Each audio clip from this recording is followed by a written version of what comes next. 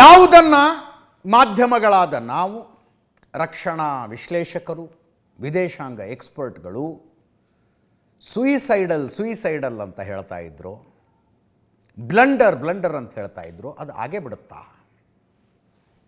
ಸದ್ಯದ ಪರಿಸ್ಥಿತಿ ನೋಡ್ರೆ ಹಂಗೆ ಅನ್ನಿಸ್ತಾ ಇದೆ. ಇಲ್ಲಿ ತನಕದ ಯುದ್ಧ 1 ತಿಂಗಳ ಯುದ್ಧ, ವೈಮಾನಿಕ ದಾಳಿ, ವಿಮಾನಗಳ ಬರೋದು, ಬಾಂಬ್ ಹಾಕೋದು, ವಾಪಸ್ ಹೋಗೋದು, ಮಿಸೈಲ್ಗಳ ಬರೋದು, ಟಾರ್ಗೆಟಿಗೆ ಬೀಳೋದು, ಇಷ್ಟಕ್ಕೆ ಸೀಮಿತವಾಗಿತ್ತು.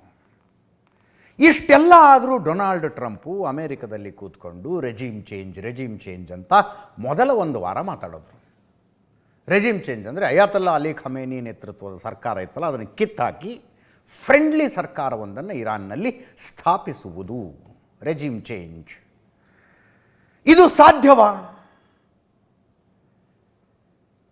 ಜಗತ್ತಿನ ಮಿಲಿಟರಿ ಇತಿಹಾಸದಲ್ಲಿ, ಆಧುನಿಕ ಜಗತ್ತಿನ ಮಿಲಿಟರಿ ಇತಿಹಾಸದಲ್ಲಿ ಕೇವಲ ಏರ್ಫೋರ್ಸನ್ನು ಇಟ್ಕೊಂಡು ರೆಜಿಮ್ ಚೇಂಜ್ ಮಾಡೋದಕ್ಕೆ ಯಾರಿಂದನೂ ಆಗಿಲ್ಲ.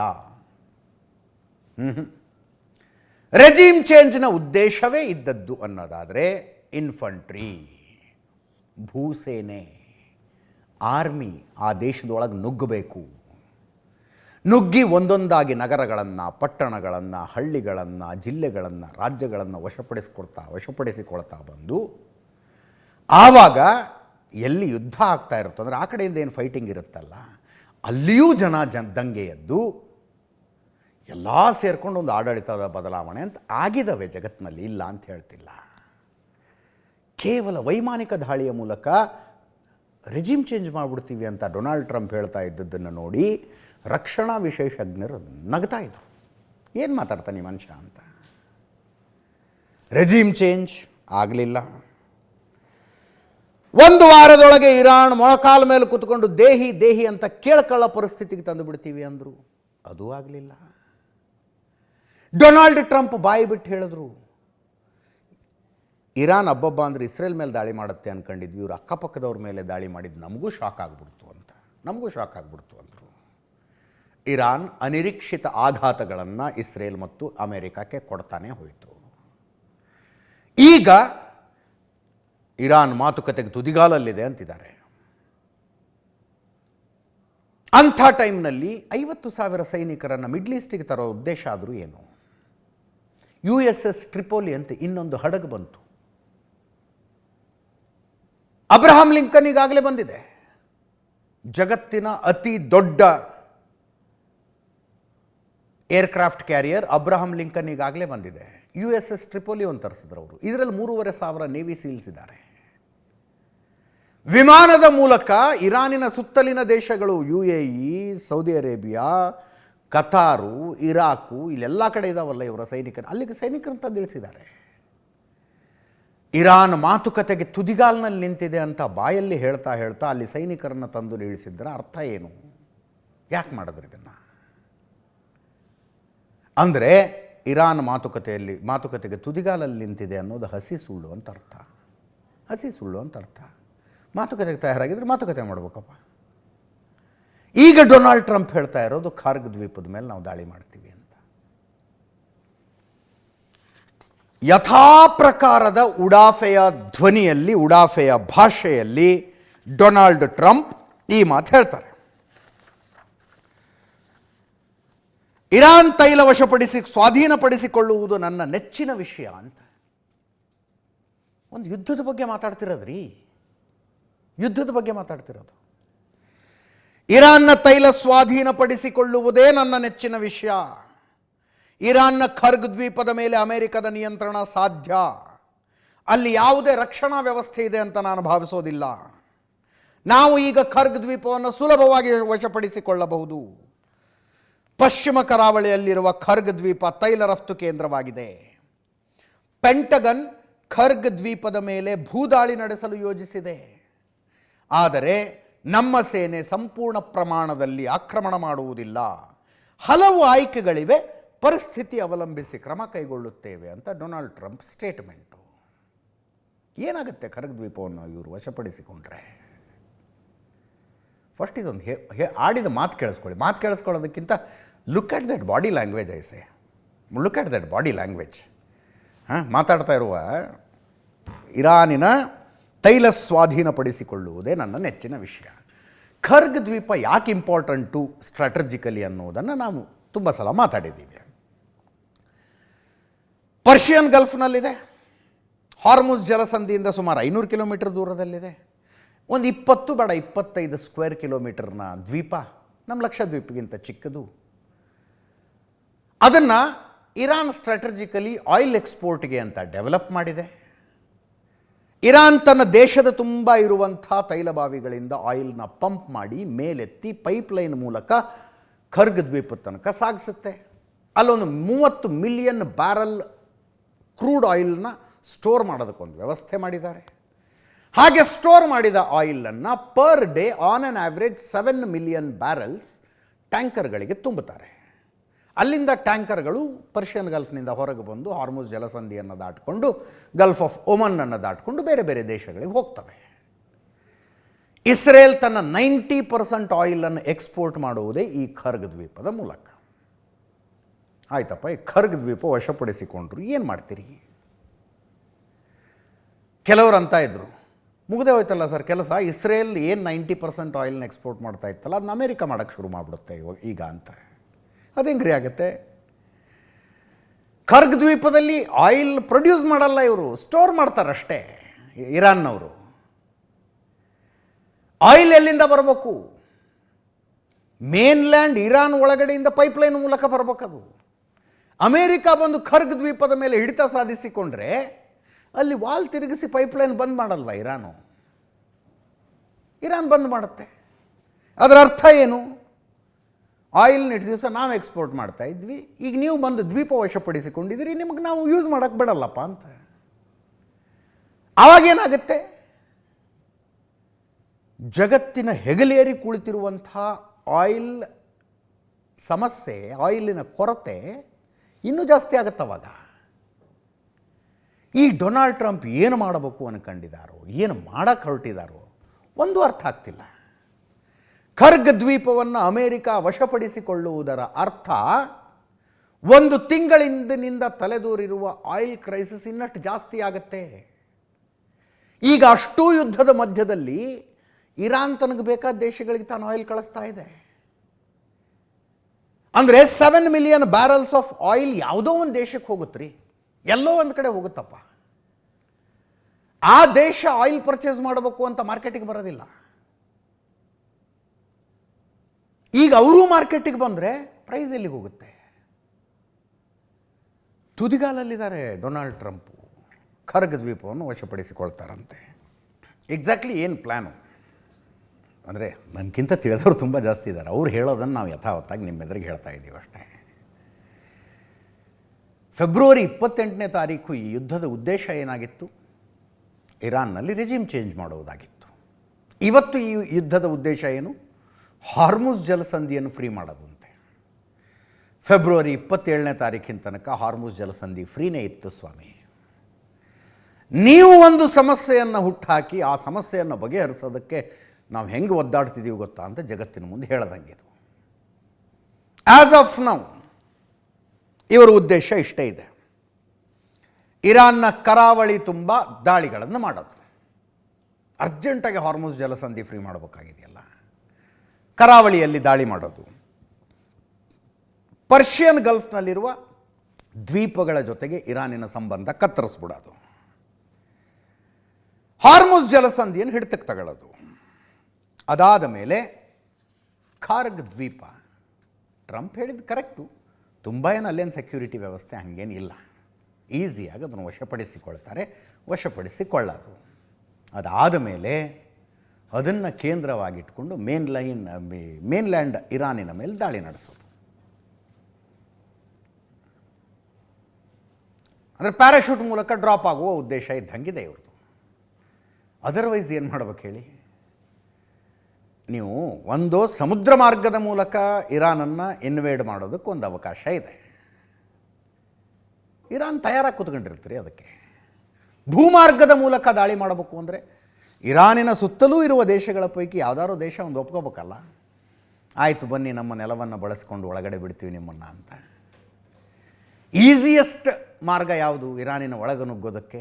ಅಮೇರಿಕಕ್ಕೆ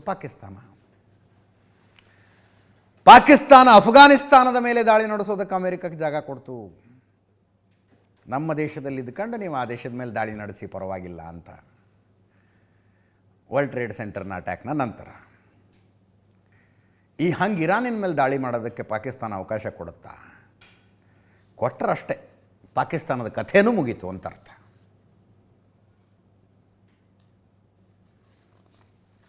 ಇರಾನ್ IRGC ಹೇಳ್ತಾ ಇದೆ, ಬಂದಾರು ಬನ್ನಿ, ಒಳಗೆ ಹೆಜ್ಜೆನಾರು ಇಡಿ ನಮ್ಮ ದೇಶದಲ್ಲಿ ಅಂತ. ಪರ್ಷಿಯನ್ ಗಲ್ಫ್ನಲ್ಲಿರುವ ಶಾರ್ಕ್ಗಳಿಗೆ ಕತ್ತರಿಸಿ ಹಾಕ್ತೀವಿ ನಿಮ್ಮನ್ನು ಅಂತ ಇರಾನಿನ ಸ್ಟೇಟ್ಮೆಂಟ್ ಅದು.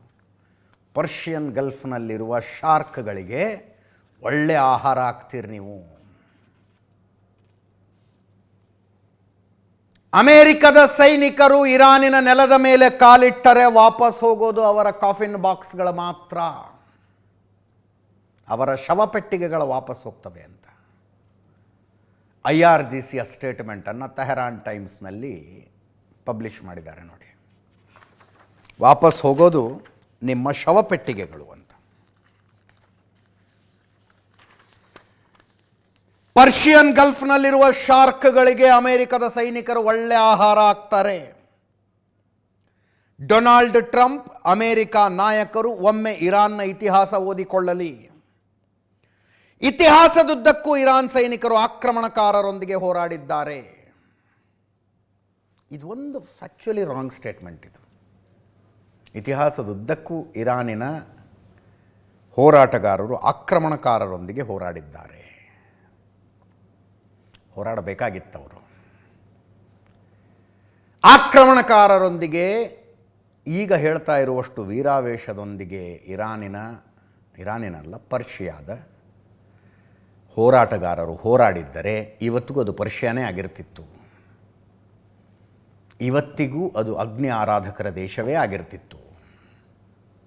ಇವತ್ತಿಗೂ ಜೊರಾಸ್ಟ್ರಿಯನ್ನರ ದೇಶವೇ ಆಗಿರ್ತಿತ್ತು.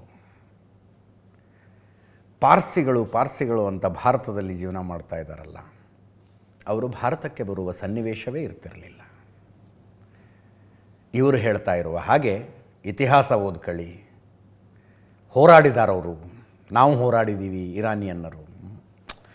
ಫ್ಯಾಕ್ಚುಯಲಿ ಇನ್ಕರೆಕ್ಟ್ ಸ್ಟೇಟ್ಮೆಂಟ್. IRGC ಅದನ್ನು ಕರೆಕ್ಟ್ ಮಾಡ್ಕೋಬೇಕೇನೋ. ಇತಿಹಾಸದುದ್ದಕ್ಕೂ ಇರಾನ್ ಸೈನಿಕರು ಆಕ್ರಮಣಕಾರರೊಂದಿಗೆ ಹೋರಾಡಿದ್ದಾರೆ. ಇರಾನ್ನ ಬಲಿಷ್ಠ ಪಡೆಗಳು ತನ್ನದೇ ಆದ ಹೆಮ್ಮೆ ಹಾಗೂ ಗೌರವ ಹೊಂದಿವೆ. ಒಂದು ವೇಳೆ ಅಮೆರಿಕ ಅಧ್ಯಕ್ಷರ ಬೆದರಿಕೆ ಕಾರ್ಯರೂಪಕ್ಕೆ ಬಂದರೆ ನಿಮ್ಮ ಸೈನ್ಯದ ದುಃಖಕ್ಕಾಗಿ ನಾವು ನಿಮಿಷಗಳನ್ನು ಎಣಿಸುತ್ತಿದ್ದೇವೆ ಅಂತ. ನಿಮಿಷಗಳನ್ನು ಎಣಿಸುತ್ತಿದ್ದೇವೆ, ಇರಾನಿನ ಸೇನಾ ವಕ್ತಾರರ ಹೇಳಿಕೆ. ಗ್ರೌಂಡ್ ಇನ್ವೇಷನ್ ಆಗತ್ತಾ? ಲಕ್ಷಣ ಹಾಗೆ ಇದ್ದಾವೆ. ಅದೊಂದು ವೇಳೆ ಆದರೆ ಮುಂದಿನ ದಿನಗಳು ಇನ್ನಷ್ಟು ದುರ್ಭರ ಆಗ್ತವೆ ಎಲ್ಲರ ಪಾಲಿಗೂ. ಸದ್ಯಕ್ಕಷ್ಟು ಹೇಳಬಹುದು. ಇನ್ನೊಂದು ಕಡೆ ಪಾಕಿಸ್ತಾನದಲ್ಲಿ ಒಂದು ಮಾತುಕತೆ ನಡೀತಾ ಇತ್ತಲ್ಲ ಇಸ್ಲಾಮಾಬಾದ್ನಲ್ಲಿ, ಅದೇನಾಯಿತು? ಏನೂ ಆಗಲಿಲ್ಲ. ಇಡೀ ಮಾತುಕತೆಯಲ್ಲಿ ಸುದ್ದಿಯಾಗಿದ್ದು ಒಂದೇ, ಪಾಕಿಸ್ತಾನದ ವಿದೇಶಾಂಗ ಸಚಿವ ಇಶಾಕ್ ಧಾರ್ ಜಾರಿ ಬಿದ್ದರು ಅಂತ. ಫಿಸಿಕಲಿ, ಲಿಟ್ರಲಿ ನಡ್ಕೊಂಡು ಹೋಗ್ತಿರುವಾಗ ಪಾಪ ಕಾಲು ಜಾರಿ ಬೀಳ್ತಾರವರು. ಇದೊಂದೇ ಸುದ್ದಿಯಾಗಿದ್ದು ನೋಡಿ. 2-3 ದಿವಸ ಮಾತುಕತೆ ನಡೀಬೋದು ಅಂತಿತ್ತು, ಒಂದೇ ದಿವಸ.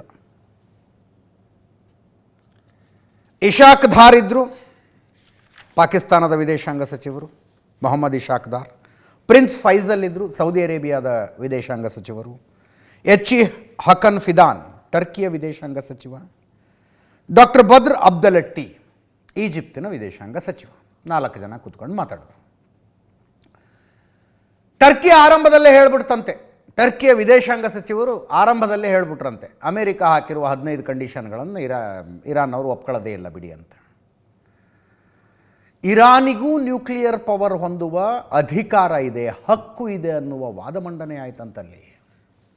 ಇಸ್ರೇಲ್ ನ್ಯೂಕ್ಲಿಯರ್ ಬಾಂಬ್ ಇಟ್ಕೊಳ್ಬಹುದು ಅನ್ನೋದಾದರೆ ಇರಾನ್ ಯಾಕೆ ಇಟ್ಕೋಬಾರ್ದಪ್ಪ? ನಮ್ಮಲ್ಲಿ ಬಹಳ ಜನರಿಗೆ ಅನ್ಸುತ್ತದು. ಹೌದಲ್ಲ, ಇರಾನ್ ಹತ್ರ ಇದೆ, ಇಸ್ರೇಲ್ ಹತ್ರ ಇದೆ ನ್ಯೂಕ್ಲಿಯರ್ ಬಾಂಬ್, ಇರಾನ್ ಹತ್ರ ಯಾಕಿರಬಾರ್ದು, ಇರಾನ್ ಹತ್ರ ಯಾಕಿರಬಾರ್ದು? ತರ್ಕ ಕರೆಕ್ಟು, ಲಾಜಿಕ್ ಕರೆಕ್ಟು. ಇವ್ರ ಹತ್ರ ಇದೆ, ಅವ್ರ ಹತ್ರನೂ ಇರಲಿ ಬಿಡಿ ಅಂತ. ಬಟ್ ಯಾರ್ಯಾರು ಯಾವ್ಯಾವುದಕ್ಕೆ ಇಟ್ಕೊಂಡಿದ್ದಾರೆ ಅದನ್ನು? ವೆಪನ್ ಆಫ್ ಡಿಟರೆನ್ಸ್ ಅಂತ ಯಾರು ಇಟ್ಕೊಂಡಿದ್ದಾರೆ, ವೆಪನ್ ಆಫ್ ಅಟ್ಯಾಕ್ ಅಂತ ಯಾರು ಮಾಡಕ್ಕೆ ಹೊರಟಿದ್ದಾರೆ? ಗಮನಿಸಬೇಕಾಗಿರೋ ಅಂಶ ಅದು. ನ್ಯೂಕ್ಲಿಯರ್ ವೆಪನ್ನು ಯಾರ್ಯಾರ್ದೋ ಕೈಗೆ ಸಿಗಬಾರ್ದು.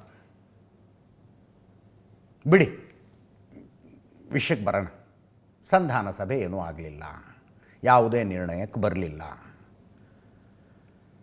ಮುಂದಿನ ದಿನಗಳಲ್ಲಿ ಟರ್ಕಿಯಲ್ಲಿ ಅಮೇರಿಕ ಮತ್ತು ಇರಾನಿನ ಪ್ರತಿನಿಧಿಗಳು ಮುಖಾಮುಖಿ ಕೂತ್ಕೊಂಡು ಚರ್ಚೆ ಮಾಡಬಹುದಂತೆ. ಆ ಪಾಸಿಬಿಲಿಟಿ ಇದೆ ಅಂತ ಹೇಳ್ತಾ ಇದ್ದಾರೆ. ಇನ್ನೊಂದು 3-4 ದಿವಸ ಹೋದ ಮೇಲೆ ಇಶಾಕ್ ದಾರ್ ಮಾತಾಡಿದ್ರು. ಮೊಹಮ್ಮದ್ ಇಶಾಕ್ ದಾರ್, ಪಾಕಿಸ್ತಾನದ ವಿದೇಶಾಂಗ ಸಚಿವರು. ಈ ಮಾತುಕತೆಗಳಿಗೆ ಇರಾನಿನ ಬೆಂಬಲ ಎಷ್ಟರ ಮಟ್ಟಿಗಿದೆ ಅನ್ನೋದಕ್ಕೆ I have my own doubts ಇವತ್ತಿನ ಮಟ್ಟಿಗೆ. ಯಾಕಂದರೆ ಡೊನಾಲ್ಡ್ ಟ್ರಂಪು ಒಗಟೊಗಟಾಗಿ ಒಂದು ಮಾತು ಹೇಳಿದ್ರಲ್ಲ, 10 ಗಿಫ್ಟ್ ಸಿಕ್ತು ಅಂತ. ಮೊನ್ನೆನೂ ಮಾತಾಡಿದ್ವಿ ಅದರ ಬಗ್ಗೆ. ಡೊನಾಲ್ಡ್ ಟ್ರಂಪು ಬ್ರೇಕ್ಗಿಂತ ಮುಂಚೆ ತೋರಿಸಿದ ಹೇಳಿಕೆಯಲ್ಲಿ ಹೇಳ್ತಿದ್ದಾರೆ, ನಾವು we are talking to different set of people ಅಂತ. ಅದನ್ನು ಬಹಳ ಹೆಮ್ಮೆಯಿಂದ ಹೇಳ್ತಾರೆ ಡೊನಾಲ್ಡ್ ಟ್ರಂಪ್. ಅಂದರೆ ಇರಾನಿನ ಲೀಡರ್ಶಿಪ್ ಅಂತ ಏನಿತ್ತು ಎಲ್ಲ ಹೊಡೆದು ಹಾಕಿಬಿಟ್ಟಿದ್ದೀವಿ ನಾವು. ಈಗ ಬೇರೆಯದೇ ಜನರೊಂದಿಗೆ ಮಾತನಾಡುತ್ತಿದ್ದೇವೆ. ಆ ಬೇರೆಯದೇ ಜನರನ್ನ ಅಮೇರಿಕ ಕೇಳಿರುತ್ತೆ. ಡಾಟ್ಸ್ ಕನೆಕ್ಟ್ ಮಾಡಿದಾಗ ಅನಿಸಿದ್ದದಷ್ಟೇ. ನೀವೇ ಕರೆಕ್ಟ್ ಡಿಸಿಷನ್ ಮೇಕಿಂಗ್ ಅಥಾರಿಟಿ ಇನ್ ಇರಾನ್ ಅಂತ ನಮಗೆ ಹೆಂಗೆ ಕನ್ಫರ್ಮ್ ಆಗಬೇಕು ಅಂತ ಕೇಳಿದ್ದಾರೆ ಅವರು. ಆವಾಗ ಅವರು ಏನು ಮಾಡ್ಬೇಕು ಹೇಳಿ, ನಾವೇ ಡಿಸಿಷನ್ ಮೇಕಿಂಗ್ ಅಥಾರಿಟಿ ಅನ್ನೋದನ್ನು ಪ್ರೂವ್ ಮಾಡಬೇಕಂದ್ರೆ ಏನು ಮಾಡಬೇಕು ಅಂತ. ಆವಾಗ ಅಮೇರಿಕ ಹೇಳಿರುತ್ತೆ, ಪರ್ಷಿಯನ್ ಗಲ್ಫ್ ಮೂಲಕ, ಹಾರ್ಮುಜ್ ಜಲಸಂಧಿಯ ಮೂಲಕ ಒಂದಷ್ಟು ಹಡಗು ಬಿಟ್ಟು ತೋರಿಸಿ ಅಂತ. ಅವರು ಬಿಟ್ಟು ತೋರಿಸಿದ್ದಾರೆ. ಪಾಕಿಸ್ತಾನದ ಫ್ಲ್ಯಾಗ್ ಇದ್ದ ಹಡಗುಗಳನ್ನು ಬಿಟ್ಟು ತೋರಿಸಿದ್ದಾರೆ ಅವರು. ಪಾಕಿಸ್ತಾನ ಆ ಹಡಗುಗಳನ್ನು ಅಮೇರಿಕದ ಕಡೆ ಡೈವರ್ಟ್ ಮಾಡಿಬಿಡ್ತು ಅಂತ ಸುದ್ದಿ ಬಂತು. ಅದಕ್ಕೆ ಡೊನಾಲ್ಡ್ ಟ್ರಂಪು ಇರಾನ್ನಿಂದ ನನಗೆ ಗಿಫ್ಟ್ ಸಿಕ್ಕಿದೆ, ಅಮೇರಿಕಾ ಗಿಫ್ಟ್ ಸಿಕ್ಕಿದೆ ಅಂತ ಹೇಳಿದ್ದು. Iran had not expected it. Iran ಇದನ್ನು ನಿರೀಕ್ಷೆ ಮಾಡಿರಲಿಲ್ಲ. ಪಾಕಿಸ್ತಾನ ಮಿತ್ರ ದೇಶ, 5 ಮಿತ್ರ ದೇಶಗಳಿಗೆ ಹಾರ್ಮುಜ್ ಜಲಸಂಧಿಯನ್ನು ಮುಕ್ತ ಮಾಡಲಿದ್ದೇವೆ ಅಂತ ಇರಾನ್ ಅನೌನ್ಸ್ ಮಾಡಿದಾಗ ಅದರಲ್ಲಿ ಪಾಕಿಸ್ತಾನವೂ ಇತ್ತು, ಭಾರತನೂ ಇತ್ತು. Of course China, Russia, Pakistan, Bharat, ಇನ್ನೊಂದು ದೇಶ ಇತ್ತು. ಈ 5 ದೇಶಗಳಿಗೆ ಇರಾಕ್, ಈ 5 ದೇಶಗಳಿಗೆ ಹಾರ್ಮುಜ್ ಜಲಸಂಧಿಯನ್ನು ಮುಕ್ತ ಮಾಡ್ತಿದ್ದೀವಿ ಅಂತ ಹೇಳಿದರು ಅವರು. ಪಾಕಿಸ್ತಾನದವ್ರು ನಮಗೆ ಬೇಕು ಅಂತೇಳಿ ಹಡಗು ತಗೊಂಡು ಅಮೇರಿಕ ಕಡೆ ಡೈವರ್ಟ್ ಮಾಡಿಬಿಟ್ರೆ ಸೆನ್ಸ್ ಆಫ್ ಬೀಯಿಂಗ್ ಚೀಟೆಡ್ ಆಗಿರಲ್ವ ಇರಾನ್ಗೆ. ಅಷ್ಟೊತ್ತಿಗಾಗಲೇ ಈ ಮಾತುಕತೆಯ ಶೆಡ್ಯೂಲ್ ಫಿಕ್ಸ್ ಆಗಿಬಿಟ್ಟಿತ್ತು. ಅದರ್ವೈಸ್ ಇರಾನ್ ನೀವು ಬೇಡ, ನಿಮ್ಮ ಮಾತುಕತೆಯೂ ಬೇಡ ಅಂತ ಹೇಳಿಬಿಡ್ತಿತ್ತೋ ಏನೋ. ಈಗ ಈ ಮಾತುಕತೆಗಳು ಯಾವುದೇ ಎಂಡ್ ರಿಸಲ್ಟನ್ನು ಕೊಟ್ಟಿಲ್ಲ. ಟರ್ಕಿಯಲ್ಲಿ ಮಾತುಕತೆಗಳು ಮುಂದುವರಿಬಹುದು. ಇಶಾಕ್ ದಾರ್ ಫಲಪ್ರದ ಅಂತ ಹೇಳ್ತಾರೆ. ಅದೇನು ಫಲನೋ ದೇವರಿಗೆ ಗೊತ್ತು. ಇದರ ಮಧ್ಯೆ ಇರಾನಿನ ಒಳಗಡೆ ಜನಜೀವನ ಹೆಂಗಿದೆ, ಇರಾನಿನ ಒಳಗಡೆ ಅಕ್ಯುರೇಟಾಗಿ ಗೊತ್ತಾಗೋದು ಕಷ್ಟ ಇದೆ. ನಾನು ನೋಡ್ತಾ ಇದ್ದೆ, ಒಂದಷ್ಟು ಹೆಣ್ಮಕ್ಳು ಈ ಸೆಲ್ಫಿ ವಿಡಿಯೋಗಳನ್ನು ಮಾಡಿ ಹಾಕ್ತಾ ಇದ್ದಾರೆ. ಅವು ಹೆವಿಲಿ ಸೆನ್ಸಾರ್ಡ್. ಅರ್ಥ ಮಾಡ್ಕೊಳ್ಳಿ ನೀವು. ಎಕ್ಸಾಕ್ಟಾಗಿ ಹೊರಗೆ ಬರೋದಿಲ್ಲ ರೀ ಇರಾನ್ ಒಳಗೆ ಏನಾಗ್ತಿದೆ ಅಂತ. ಅದರ್ವೈಸ್ ಜನವರಿ ತಿಂಗಳಲ್ಲಿ ಇರಾನಿನ ಒಳಗಡೆ ಜನ ದಂಗೆ ಎದ್ರಲ್ಲ ಅಯಾತುಲ್ಲಾ ಖಮೇನಿ ಆಡಳಿತದ ವಿರುದ್ಧ. ಮಸೀದಿಗಳಿಗೆ ನುಗ್ಗಿ ಬೆಂಕಿ ಹಚ್ಚಿಬಿಟ್ರು ಅವರು. ಇರಾನಿಯನ್ನರ ಬ್ರ್ಯಾಕೆಟ್ನಲ್ಲಿ ಪರ್ಷಿಯನ್ನರ ಅಂತ ಓದ್ಕೊಳ್ಳಿ. ಪರ್ಷಿಯನ್ನರ ಫೈಟಿಂಗ್ ಸ್ಪಿರಿಟ್ ಇದೆಯಲ್ಲ, ಸರಿಯಾಗಿ ಹಿಜಾಬ್ ಹಾಕ್ಕೊಂಡಿರಲಿಲ್ಲ ಅನ್ನುವ ಕಾರಣಕ್ಕೆ 22 ವರ್ಷದ ಹುಡುಗಿಯೊಬ್ಬಳನ್ನು ಅಲ್ಲಿನ ನೈತಿಕ ಪೊಲೀಸರು ಬಡಿದು ಕೊಂದಾಗ ವಿರೋಧಿಸಿದರೆ ತಮ್ಮ ಪ್ರಾಣ ಹೊರಟು ಹೋಗಬಹುದು ಅನ್ನುವ ಪರಿಸ್ಥಿತಿಯ ಮಧ್ಯದಲ್ಲೂ ಲಕ್ಷಾಂತರ ಜನ ಹೆಣ್ಮಕ್ಳು ಬೀದಿಗಿಳಿದ್ರಲ್ಲಿ. ಬೀದಿಗಳಲ್ಲಿ ತಮ್ಮ ಹಿಜಾಬ್ಗಳನ್ನು ಸುಟ್ಟು ಬೆಂಕಿ ಹಾಕಿದ್ರು, ತೆಗೆದು ಕಿತ್ತಾಕಿ ಬೆಂಕಿ ಹಚ್ಚಿದ್ರು ಅದಕ್ಕೆ. ಅದಾದ ನಂತರ ಇರಾನ್ನಲ್ಲಿ ಸೆನ್ಸರ್ಶಿಪ್ ಬರ್ತಾ ಹೋಯಿತು. ಇಂಟರ್ನೆಟ್ ಬ್ಲಾಕ್ ಮಾಡಿದ್ರು, ಪ್ರತಿಭಟಿಸ್ತಾ ಇದ್ದವ್ರನ್ನ ಹುಡುಕೊಂಡು ಹೋಗಿ ಹೊಡೆದು ಕೊಂದಾಕಿಬಿಟ್ರು, ಬೀದಿಗಳಲ್ಲಿ ನೇಣಗಾಕಿದ್ರು. ಅದಾದ ನಂತರ ಪರ್ಷಿಯನ್ ಹೆಣ್ಣುಮಕ್ಕಳು ಏನು ಬೇರೆ ಬೇರೆ ದೇಶಗಳಲ್ಲಿದ್ದಾರಲ್ಲ, ಅವರ ಅಭಿಪ್ರಾಯಗಳು ನಮಗೆ ಗೊತ್ತಾಗ್ತವೆ. ಇರಾನ್ ಒಳಗೆ ಏನಾಗ್ತಿದೆ ಅಂತ ಗೊತ್ತಾಗೋದಿಲ್ಲ. ಅದು ಹೆವಿಲಿ ಸೆನ್ಸಾರ್ಡ್ ವಿಡಿಯೋಗಳು ಬರ್ತಾವೆ ಕೆಲವೊಂದಷ್ಟು. ಅವುಗಳ ಪೈಕಿ ಒಂದಷ್ಟು ನಾನು ನೋಡಿದೆ. ಅಲ್ಲಿನ ಹೆಣ್ಣುಮಕ್ಕಳು ನೋಡಿ ಎಲ್ಲ ನೀಟಾಗಿದೆ, ಮಾಲ್ಗಳಲ್ಲಿ ಓಡಾಡ್ತಾರೆ, ಸೂಪರ್ ಮಾರ್ಕೆಟ್ಗಳಲ್ಲಿ ಓಡಾಡ್ತಾರೆ, ನೋಡಿ ವಸ್ತುಗಳೆಲ್ಲ ಖಾಲಿ ಆಗಿಬಿಟ್ಟಿವೆ ಅಂತೆಲ್ಲ ಹೇಳ್ತಾರೆ. ಎಲ್ಲ ರ್ಯಾಕ್ಗಳಲ್ಲೂ ದಿನಬಳಕೆಯ ವಸ್ತುಗಳಿದ್ದಾವೆ ನೋಡಿ ಅಂತ. ಅದರ ಭಾಗವಾಗಿ ಇರಾನಿನ ಅಧ್ಯಕ್ಷ ಪೆಜೆಶ್ಕಿಯನ್,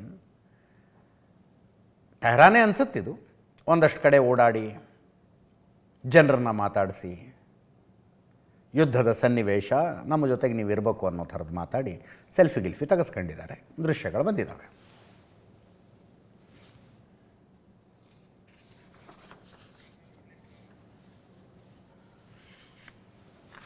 ಇರಾನಿನ ಅಧ್ಯಕ್ಷರಿವರು ಪೆಜೆಶ್ಕಿಯನ್.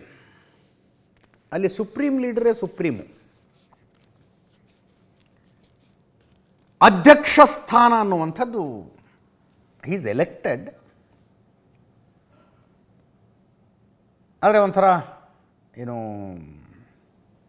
ಗೌರವಾನ್ವಿತ ಹುದ್ದೆ ಅನ್ನೋ ಹಂಗಿರುತ್ತದಷ್ಟೇ. ಬಹಳ ಡಿಸಿಷನ್ ಮೇಕಿಂಗ್ ಅಥಾರಿಟಿ ಇವ್ರುಗಳ ಹತ್ರ ಇರೋದಿಲ್ಲ.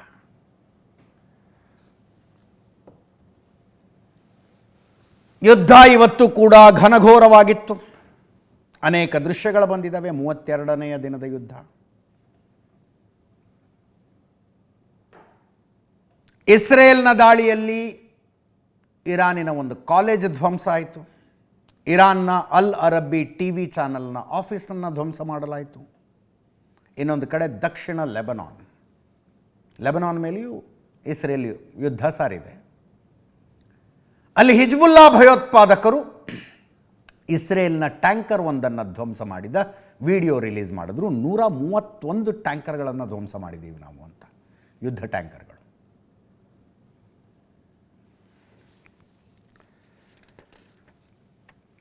ಇರಾನಿನಿಂದ ಬಂದ ಕ್ಷಿಪಣಿಯೊಂದನ್ನು ಆಕಾಶದಲ್ಲೇ ಹೊಡೆದು ಹಾಕಿದ್ದೀವಿ ಅಂತ ಇಸ್ರೇಲ್ನವರು ದೃಶ್ಯ ಬಿಡುಗಡೆ ಮಾಡಿದ್ರು. ಇರಾನ್ನ ಅಲ್ ಅರಬ್ಬಿ TV ಚಾನಲ್ನ ಕಚೇರಿ ಧ್ವಂಸ ಮಾಡಿದ್ದೀವಿ ಅಂತ ವಿಡಿಯೋ ರಿಲೀಸ್ ಆಯಿತು. ಹಿಜ್ಬುಲ್ಲಾ ಭಯೋತ್ಪಾದಕ ಸಂಘಟನೆಯ 200 ನೆಲೆಗಳ ಮೇಲೆ ಇಸ್ರೇಲ್ನ ದಾಳಿ. ಇದು ಟ್ಯಾಂಕರ್ ಧ್ವಂಸದ ವಿಡಿಯೋ.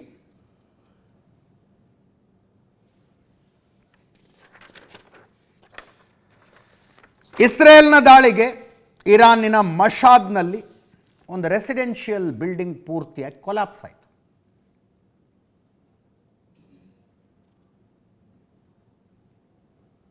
ಇರಾನಿನ ಮಶಾದ್ ಇದು. ಇರಾನಿನಲ್ಲಿ ಯಾಜ್ದ್ ಭೂಗತ ಕ್ಷಿಪಣಿ ಸಂಗ್ರಹದ ಮೇಲೆ ಇಸ್ರೇಲ್ ದಾಳಿ ಮಾಡಿತು.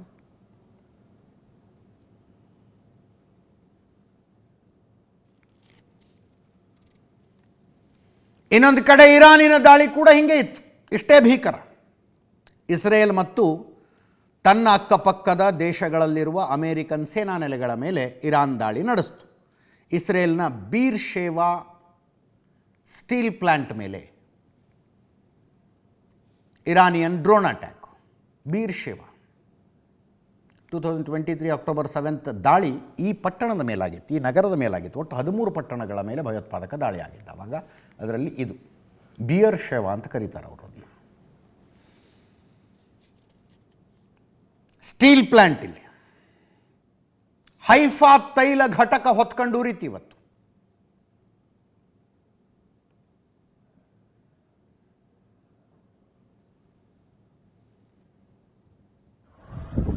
ಇನ್ನೊಂದು ಕಡೆ ಶಾರ್ಜಾ ನಗರದ ಮೇಲೆ ಇರಾನ್ ದಾಳಿ, ವಸತಿ ಕಟ್ಟಡಗಳ ಮೇಲೆ.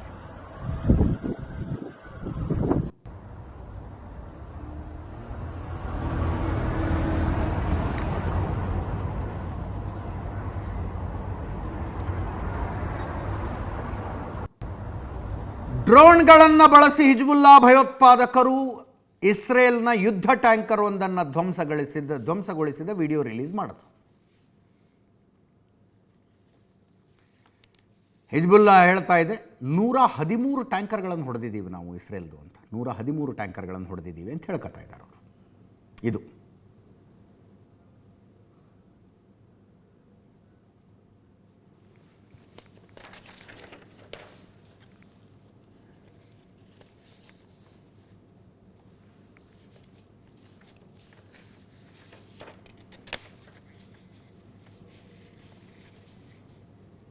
ಹೈಫಾ ತೈಲ ಸಂಸ್ಕರಣಾಗಾರ, ಇಸ್ರೇಲ್ನ ಶಫರಾಮ್ ನಗರ, ಇನ್ನೊಂದು ಕಡೆ ಇಸ್ರೇಲ್ನ ದಾಳಿಯಲ್ಲಿ ಇರಾನ್ನ ಹೋವಾವ್ ಕೈಗಾರಿಕಾ ವಲಯ, ಟೆಲ್ ಅವೀವ್ ಮೇಲೆ ದಾಳಿಗಳ ಮುಂದುವರೆದು ಇವತ್ತು. ಇಸ್ರೇಲ್ ಮೇಲೆ ಹೌತಿ ಭಯೋತ್ಪಾದಕ ಸಂಘಟನೆ ಕೂಡ ಯಮನ್ನಿಂದಲೇ ದಾಳಿ ಶುರು ಮಾಡಿದೆ. ಅಮೆರಿಕದ MQ-9 ಡ್ರೋನ್ ಒಂದನ್ನು ಇರಾನ್ ಹೊಡೆದುರುಳಿಸಿದೆ. ಕುವೈತ್ ಮೇಲೆ ನಡೆದ ಇರಾನಿನ ದಾಳಿಯಲ್ಲಿ ಭಾರತೀಯನೊಬ್ಬ ಮೃತಪಟ್ಟ, ಒಬ್ಬ ಭಾರತೀಯ ವ್ಯಕ್ತಿ.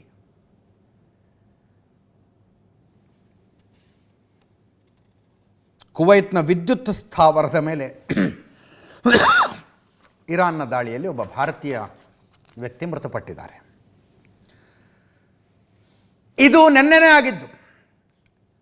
ಸೌದಿ ಅರೇಬಿಯಾದ ವೈಮಾನಿಕ ನೆಲೆಯಲ್ಲಿ ಏರ್ಬೇಸು ಅಮೇರಿಕದ್ದು, ಅದರ ಮೇಲೆ ದಾಳಿ ನಡೆಸಿ ಅಮೇರಿಕಾ ಏರ್ಫೋರ್ಸ್ನ ಮತ್ತೊಂದು ಟ್ಯಾಂಕರನ್ನು ಹೊಡೆದಿದ್ದಾರೆ. ವಿಮಾನನೇ, ಆಕಾಶದಲ್ಲಿ ಯುದ್ಧ ವಿಮಾನಗಳಿಗೆ ತೈಲ ತುಂಬುವಂಥ ಟ್ಯಾಂಕರ್ ಇದು. ಅದನ್ನು ಹೊಡೆದಾಕಿದ್ದಾರೆ ಇರಾನ್ನವರು.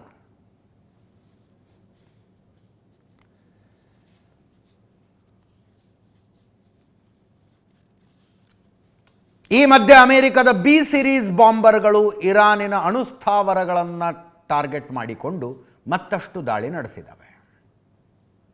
B-1 ಮತ್ತು B-52 ಮಾದರಿಯ ವಿಮಾನಗಳನ್ನು ಅಮೆರಿಕ ಈ ದಾಳಿಗಳಿಗೆ ಬಳಸಿದೆ.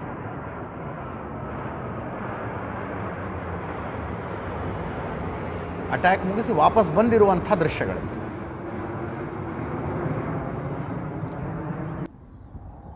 ಇದರಲ್ಲಿ ಬಂಕರ್ ಬಸ್ಟ್ಗಳನ್ನು ಹಾಕಿರ್ತಾರೆ. ಅದು 60 ಫೂಟ್ ಕಾಂಕ್ರೀಟ್ ಸ್ಲ್ಯಾಬನ್ನು ಕೂಡ ಛೇದಿಸಿಕೊಂಡು ಒಳಗೆ ಹೋಗಿ ಬ್ಲಾಸ್ಟ್ ಮಾಡುತ್ತೆ.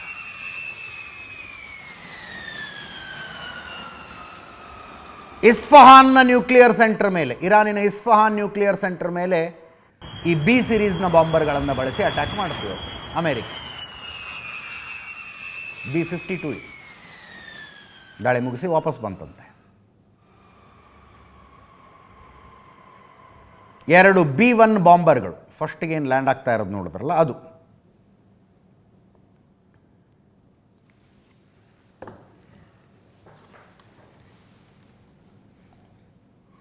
ಈ ಮಧ್ಯೆ ಇರಾನ್ ಇವತ್ತು ಅಮೆರಿಕದ 2 ಸೇನಾಧಿಕಾರಿಗಳ ಫೋಟೋಗಳನ್ನು ರಿಲೀಸ್ ಮಾಡಿತು. ಲೀ ಆರ್ ಟೇಟ್, ಅಮೆರಿಕ ನೌಕಾಪಡೆಯ ಕಮಾಂಡರ್. 2 ಫೋಟೋಗಳನ್ನು ಮರಿಬೇಡಿ, ಇವರ ಮುಖಗಳನ್ನು ನೆನಪಿಟ್ಕೊಳ್ಳಿ ಅಂತ ಹೇಳ್ತಾ ಇದೆ Iran. Jeffrey E York, American ನೇವಿಯ ಮತ್ತೊಬ್ಬ ಕಮಾಂಡರ್. ಯಾರಿವರು? ಯುದ್ಧ ಶುರುವಾಗಿದ್ದು ಫೆಬ್ರವರಿ 28ನೇ ತಾರೀಕು.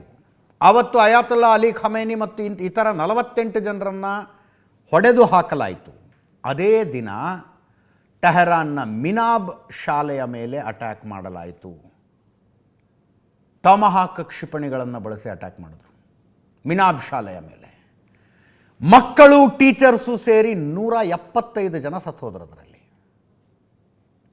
ಅವರ ಸಾಮೂಹಿಕ ಅಂತ್ಯ ಸಂಸ್ಕಾರದ ದೃಶ್ಯಗಳು ಬಂದವು, ನೆನಪಿರ್ಬೇಕು ನಿಮಗೆ. ಆ ಅಟ್ಯಾಕಿಗೆ ಕಾರಣಕರ್ತರಾದಂಥ 2 ಇವರೇ ನೋಡಿ, ಮರಿಬೇಡಿ ಇವರನ್ನು ಅಂತ ಇರಾನ್ ಫೋಟೋ ರಿಲೀಸ್ ಮಾಡಿದೆ. ಲೀ ಆರ್ ಟೇಟ್ ಅಂತ, ಇನ್ನೊಬ್ಬರು ಜೆಫ್ರಿ ಇ ಯಾರ್ಕ್ ಅಂತ. 2 ಫೋಟೋಗಳನ್ನು ಇರಾನ್ ರಿಲೀಸ್ ಮಾಡಿದೆ. 3 ಸಲ ಟೊಮಹಾಕ್ ಕ್ಷಿಪಣಿಗಳನ್ನು ಅಮೇರಿಕದ ಮಿಲಿಟರಿ ಉಡಾಯಿಸಿತ್ತು. 175 ಮಕ್ಕಳು ಮತ್ತು ಟೀಚರ್ಸ್ ಸತ್ತೋಗಿದ್ರು ಅದರಲ್ಲಿ.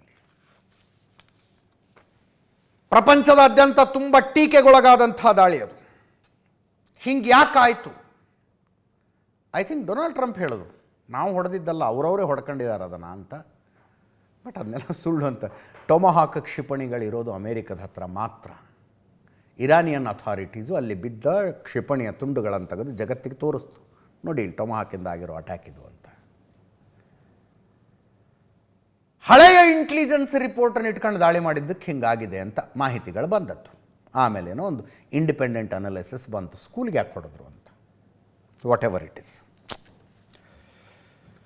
ಇನ್ನೊಂದು ಕಡೆ ಡೊನಾಲ್ಡ್ ಟ್ರಂಪ್ಗೆ ಯುದ್ಧದ ಬಿಸಿ ತಮ್ಮ ದೇಶದಲ್ಲೇ ತಟ್ಟೋದಕ್ಕೆ ಶುರುವಾಗಿದೆ. ಟ್ರಂಪ್ ವಿರುದ್ಧ ಬೀದಿಗಿಳಿದ ಜನ ನೋ ಕಿಂಗ್ಸ್ ಅಂತ ಪ್ರೊಟೆಸ್ಟ್. ಅಂದರೆ ಎಲೆಕ್ಟೆಡ್ ಪ್ರೆಸಿಡೆಂಟ್ ಆದರೂ ಕೂಡ ರಾಜನಂಗೆ ವರ್ತನೆ ಮಾಡ್ತಾ ಇದ್ದಾರೆ ಅನ್ನೋ ಅರ್ಥ ಇರಬೇಕಿದೆ. ವೆರಿ ವೆಲ್ ಕೋಆರ್ಡಿನೇಟೆಡ್ ರ್ಯಾಲಿಗಳು ನಡೆದವು ಇವತ್ತು. ಅಮೆರಿಕದ ಅಷ್ಟೂ ರಾಜ್ಯಗಳಲ್ಲಿ ಸುಮಾರು 3100 ರ್ಯಾಲಿಗಳು. No kings protest. ಇದು ಇರಾನ್ ಮೇಲಿನ ದಾಳಿಯನ್ನು ವಿರೋಧಿಸಿಯೇ ಪ್ರೊಟೆಸ್ಟ್. ಇದು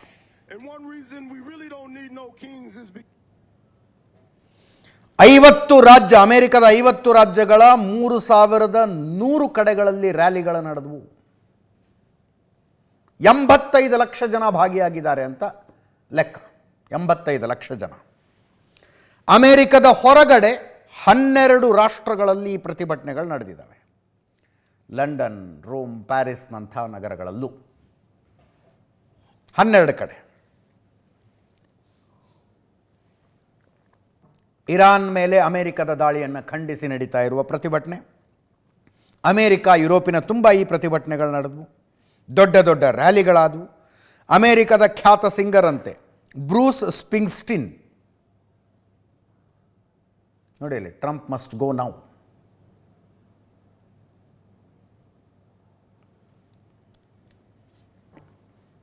ಅಮೆರಿಕದ ಖ್ಯಾತ ಗಾಯಕ ಬ್ರೂಸ್ ಸ್ಪ್ರಿಂಗ್ಸ್ಟೀನ್, ಸ್ಟಿಂಗ್ಸ್ಟೀನ್ ಪ್ರತಿಭಟನೆಯಲ್ಲಿ ಭಾಗಿಯಾಗಿದ್ದರು. ಮ್ಯಾಡ್ರಿಡ್, ಲಂಡನ್, ರೋಮ್, ಪ್ಯಾರಿಸ್ಗಳಲ್ಲಿ ಪ್ರತಿಭಟನೆಗಳು ನಡೆದವು. ಜೂನ್ನಲ್ಲಿ ಟ್ರಂಪ್ ಬರ್ಡೇ ಅಂತೆ, 79ನೇ ಹುಟ್ಟುಹಬ್ಬ. ಇದರ ಜೊತೆಗೆ ಟ್ರಂಪ್ ಬೆಂಬಲಿಗರ ಪ್ರತಿಭಟನೆಗಳು ನಡೆದಿದ್ದಾವೆ. ಮೇಕ್ ಅಮೇರಿಕಾ ಗ್ರೇಟ್ ಅಗೇನ್ ಅಂತ.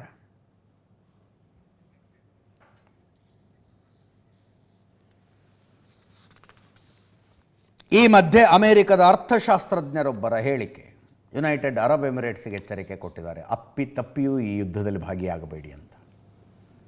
ಅಪ್ಪಿತಪ್ಪಿಯೂ ರಣರಂಗಕ್ಕಿಳಿಬೇಡಿ. ಅಮೆರಿಕದ ಅರ್ಥಶಾಸ್ತ್ರಜ್ಞ ಜೆಫ್ರಿ ಸ್ಯಾಚ್ಸ್, UAE ಯುದ್ಧಕ್ಕಿಳಿದ್ರೆ ದುಬೈ ಸರ್ವನಾಶ ಆಗಬಹುದು. ಇಡೀ ಅಬುದಾಬಿ ದುಬೈ ಅಪಾಯಕ್ಕೆ ಸಿಲುಕತ್ತೆ. ಯುದ್ಧ ಅಂತ ಆದರೆ ಯುನೈಟೆಡ್ ಅರಬ್ ಎಮಿರೇಟ್ಸ್ನ ಮರು ನಿರ್ಮಾಣ ಬಹಳ ಕಷ್ಟ ಆಗುತ್ತೆ ಅಂತ. ಇವ್ರ ಲಾಜಿಕ್ ಏನು? ಯಾಕೆ ಹಿಂಗೆ ಹೇಳ್ತಾ ಇದ್ದಾರೆ? ಇವೆಲ್ಲ ರೆಸಾರ್ಟ್ ಪ್ರದೇಶಗಳು, ಪ್ರವಾಸಿ ತಾಣಗಳು, ಕ್ಷಿಪಣಿ ರಕ್ಷಣಾ ವ್ಯವಸ್ಥೆಯನ್ನು ಹೊಂದಿರುವಂಥ ಊರುಗಳಲ್ಲ ಇವು. ಶ್ರೀಮಂತರು ಪಾರ್ಟಿ ಮಾಡೋದಕ್ಕೆ, ತಮ್ಮ ದುಡ್ಡು ಖರ್ಚು ಮಾಡೋದಕ್ಕೆ ಇಲ್ಲಿಗೆ ಬರ್ತಾರೆ. ಯುದ್ಧದ ವಲಯ ಪ್ರವೇಶಿಸುವುದು ದುಬೈನ ಉದ್ದೇಶವನ್ನೇ ಸೋಲಿಸಿದಂತೆ. ದುಬೈ ಒಂದು ರಣರಂಗ ಅನ್ನೋ ಕಾರಣಕ್ಕಲ್ಲ ಜನ ಬರೋದು, ಶಾಂತವಾಗಿರುವ ಪ್ರದೇಶ ಅಂತ, ಆರಾಮಾಗಿರ್ಬೋದು ಅನ್ನೋ ಕಾರಣಕ್ಕೆ ಬರ್ತಾರೆ. ದುಬೈ ಕಟ್ಟಿ ನಿಲ್ಲಿಸಿದ ಉದ್ದೇಶನೇ ಹಾಳಾಗ್ಬಿಡುತ್ತೆ ಅಂತ. ಎಮಿರೇಟ್ಸ್ ತನ್ನನ್ನು ತಾನು ಅಸಂಬದ್ಧ ಗೊಂದಲಕ್ಕೆ ಸಿಲುಕಿಸಿಕೊಂಡಿದೆ. ಅಬ್ರಹಾಂ ಒಪ್ಪಂದಗಳ ಮೂಲಕ ಗಲ್ಫ್ ರಾಷ್ಟ್ರಗಳು ಅಮೆರಿಕ, ಇಸ್ರೇಲ್ನೊಂದಿಗೆ ಪಾಲುದಾರಿಕೆಯು ಇಂಥ ರಾಜಕೀಯ ವ್ಯವಸ್ಥೆಯಲ್ಲಿ ಅತ್ಯಂತ ಕಷ್ಟಕರವಾಗಿದೆ. ಅಂಥ ನಿರ್ಧಾರ ಎಮಿರೇಟ್ಸ್ಗೆ ವಿಪತ್ತಿನ ಆಹ್ವಾನವಾಗಿದೆ. ಎಲ್ಲಕ್ಕಿಂತ ಮುಖ್ಯ ವಿಷಯ ಏನು ಅಂದರೆ, ಗಲ್ಫ್ ಸರ್ಕಾರ ಅಮೆರಿಕದ ರಕ್ಷಣೆಯ ಮೇಲೆಯೇ ಅವಲಂಬಿತ ಆಗಿದೆ ಅಂತ. ಜೆಫ್ರಿ ಸ್ಯಾಚ್ಸ್ ಅವರ ಸ್ಟೇಟ್ಮೆಂಟ್ನಲ್ಲಿ ಅಬ್ರಹಾಂ ಅಕಾರ್ಡ್ಸ್ ಅನ್ನೋದೊಂದು ಶಬ್ದ ಬರುತ್ತೆ ನೋಡಿ, ಬಹಳ ಇಂಟ್ರೆಸ್ಟಿಂಗ್ ಆದದ್ದು. ಅದರ ಬಗ್ಗೆ ಇವತ್ತು ಮಾತಾಡೋಕ್ಕೆ ಟೈಮ್ ಇಲ್ಲ, ಯಾಕಂದರೆ ಇನ್ನೊಂದು ಸುದ್ದಿ ಹೇಳಲೇಬೇಕಾಗಿದೆ. ಇಂಟ್ರಡಕ್ಷನ್ನಲ್ಲಿ ಮಾತಾಡಿದ್ವಿ ನಾವು. ಅಬ್ರಹಾಂ ಅಕಾರ್ಡ್ಸ್ ಬಗ್ಗೆ ಇನ್ಯಾವತ್ತಾರು ಹೇಳೋಣ. ಭಾರತೀಯರಾಗಿ ಹೆಮ್ಮೆ ಪಡಬೇಕಾದಂಥ ವಿಷಯ. 3 ವರ್ಷಗಳ ಹಿಂದೆ ನಮ್ಮ ಗೃಹ ಸಚಿವ ಅಮಿತ್ ಶಾ ಹೇಳಿದರು, 2026 ಮಾರ್ಚ್ 31ನೇ ತಾರೀಕು ಭಾರತ ನಕ್ಸಲ್ ಮುಕ್ತ ಆಗುತ್ತೆ ಅಂತ. 2026 ಮಾರ್ಚ್ 31ಕ್ಕೆ ಭಾರತ ನಕ್ಸಲ್ ಮುಕ್ತ ಆಗುತ್ತೆ ಅಂತ 3 ವರ್ಷಗಳ ಹಿಂದೆ ಘೋಷಣೆ ಮಾಡಿದ್ರು ಅಮಿತ್ ಶಾ. ಇವತ್ತು ಲೋಕಸಭೆಯಲ್ಲಿ ನಿಂತು ಘೋಷಣೆ ಮಾಡಿದ್ರು, ಇನ್ನು ನಕ್ಸಲರು ಇರೋದಿಲ್ಲ ಭಾರತದಲ್ಲಿ ಅಂತ. There is no Naxal movement in India. ಕೇಳಿಸ್ಕೊಂಬಿಡಿ ಒಂದು ಸಲ.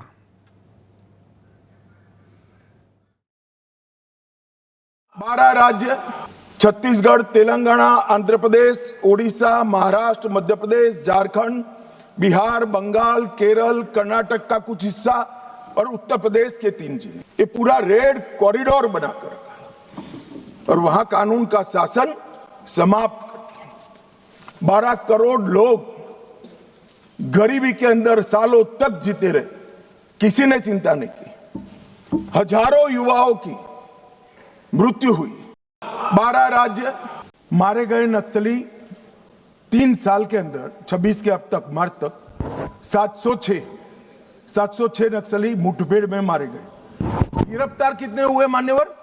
2218 गिरफ्तार हुए। उनको पकड़कर हमने जेलों में डाला है, अदालतों की शरण में ले गए और आत्मसमर्पण कितना किया? 4839 लोगों ने आत्मसमर्पण किया। 4839 सरेंडर हुए हैं, 2218 जेल में गए हैं। मारे बस्तर से नक्सलवाद लगभग समाप्त हो चुका है। बस्तर के अंदर हर गांव में एक स्कूल बनाने की मुहिम चली। बस्तर के अंदर हर गांव में राशन की दुकान खोलने की मुहिम चली। हर तहसील पंचायत में पीएससी सीएससी बने, इनके आधार कार्ड बने, राशन कार्ड बने, 5 किलो अनाज मिल रहा है, गैस के चूल्हे वितरित होते जा रहे हैं। मैं इतना ही पूछना चाहता हूं, नक्सलवाद की जो लोग यहां पर वकीलात कर रहे थे उनको, कि ये 70 से अब तक क्यों नहीं मिला?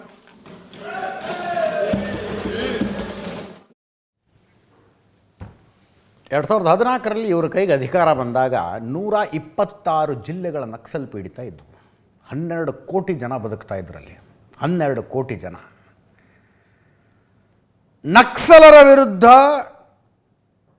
ಇಂಥದ್ದೊಂದು ದೊಡ್ಡದೊಂದು ಕಾರ್ಯಾಚರಣೆ ನಡೆಯದೇ ಹೋಗಿದ್ದರೆ ಅವರೊಂದು ರೆಡ್ ಕಾರಿಡಾರ್ನ ಪ್ಲ್ಯಾನ್ ಇತ್ತು. ಚೈನಾ ಬಾರ್ಡರ್ನಿಂದ ಹಿಡಿದು 12 ರಾಜ್ಯಗಳನ್ನು ಹಾದುಕೊಂಡು ಬಂದು ಆಂಧ್ರ ಪ್ರದೇಶ ತೆಲಂಗಾಣ ತನಕ ನಕ್ಸಲ್ ಹಿಡಿತದ ಒಂದು ಕಾರಿಡಾರ್ ಮಾಡಬೇಕು ಅಂತ 12 ರಾಜ್ಯಗಳು. ಅದಕ್ಕೆ ಎಲ್ಲೆಲ್ಲಿಂದನೋ ಸಪೋರ್ಟ್ ಇತ್ತು ಬಿಡಿ. ಸಪೋರ್ಟ್ ಎಲ್ಲೆಲ್ಲಿಂದನೋ ಇತ್ತು. ದುಡ್ಡು ಯಾರೋ ಕೊಡ್ತಿದ್ರು, ವೆಪನ್ಸ್ ಹೆಂಗೋ ಅರೇಂಜ್ ಆಗ್ತಿದ್ವು. ಬಟ್ ಭಾರತದ ಲಾ ಆ್ಯಂಡ್ ಆರ್ಡರ್ ಸೀನಿಗೆ ಎಷ್ಟು ದೊಡ್ಡ ಸಮಸ್ಯೆ. 2004ರಿಂದ 2014 ಮಧ್ಯದಲ್ಲಿ ನಕ್ಸಲ್ ಸಂಬಂಧಿ ಹಿಂಸಾಚಾರದಲ್ಲಿ 16,135 ಜನ ಸತ್ತು ಹೋದರು. 16,135 ಜನ ಸತ್ತು ಹೋದರು. 2014ರಿಂದ 2025 ಮಧ್ಯದಲ್ಲಿ 7,980 ಜನ ಸತ್ತಿದ್ದಾರೆ. ಭದ್ರತಾ ಸಿಬ್ಬಂದಿಯ ಹತ್ಯೆ 2004ರಿಂದ 2014 ತನಕ 1,824 ಪೊಲೀಸರು, ಅರೆ ಸೇನಾಪಡೆಯವರೆಲ್ಲ ಸೇರಿ. 2014ರಿಂದ 2025 ಮಧ್ಯದಲ್ಲಿ 520. ಜನಸಾಮಾನ್ಯರ ಕೊಲೆಗಳನ್ನು ನೋಡಿ, 4,684 2004ರಿಂದ 2014 ಮಧ್ಯೆ. 2014ರಿಂದ 2025 ಮಧ್ಯದಲ್ಲಿ 1,574. ಇನ್ನೊಂದು 2 ಕಡೆ ಪ್ಯಾಚಾಗಿ ಉಳ್ಕೊಂಡಿದ್ದಾರಂತೆ. ಉಳಿಸೋದಿಲ್ಲ ಈ ಮನುಷ್ಯ, ಅವ್ರನ್ನೂ ಉಳಿಸೋದಿಲ್ಲ. ಶರಣಾಗತಿಗೆ ಆಹ್ವಾನ, ಶರಣಾಗತಿ ಆದವರಿಗೆ ಪುನರ್ವಸತಿ, ಇಲ್ಲದೆ ಹೋದರೆ ಅರೆಸ್ಟ್ ಮಾಡೋದಕ್ಕೆ ಹೋದರು, ಯಾರ ಕೈಗೆ ಸಿಕ್ಕಾಕ್ಕೊಂಡ್ರು, ಸಿಕ್ಕಾಕ್ಕೊಳ್ಳದೆ ನಖರ ತೋರಿಸಿದವ್ರನ್ನ ಹೊಡೆದಾಕಿದ್ರು, ಎನ್ಕೌಂಟರ್ ಮಾಡಿ ಮುಗಿಸಿದ್ರು. ಒಂದು ದೇಶ ತನ್ನ ಅತಿ ದೊಡ್ಡ ಆಂತರಿಕ ಸಮಸ್ಯೆಯಿಂದ ಹೊರಗೆ ಬರೋದಕ್ಕೆ ಒಂದು ಡೆಡ್ಲೈನ್ ಫಿಕ್ಸ್ ಮಾಡ್ಕೊಳ್ಳೋದು, ಡೇಟು, ವರ್ಷ, ತಿಂಗಳ ಸಮೇತ ಡೆಡ್ಲೈನು, ಮತ್ತು ಅದನ್ನು ರೀಚ್ ಮಾಡೋದು. Very few countries can do it in the world. ಜಗತ್ತಿನ ಕೆಲವು ದೇಶಗಳಿಗೆ ಸಾಧ್ಯ ಆಗುವಂಥದ್ದಿದು. ಇದರೊಂದಿಗೆ ಇವತ್ತಿನ ನ್ಯೂಸ್ ಅವರು ಮುಗಿಸ್ತಾ ಇದ್ದೀನಿ. ನೇರ ದಿಟ್ಟ ನಿರಂತರ ಸುದ್ದಿಗಾಗಿ ನೋಡ್ತಾ ಇರಿ ಏಷ್ಯಾನೆಟ್ ಸುವರ್ಣ ನ್ಯೂಸ್.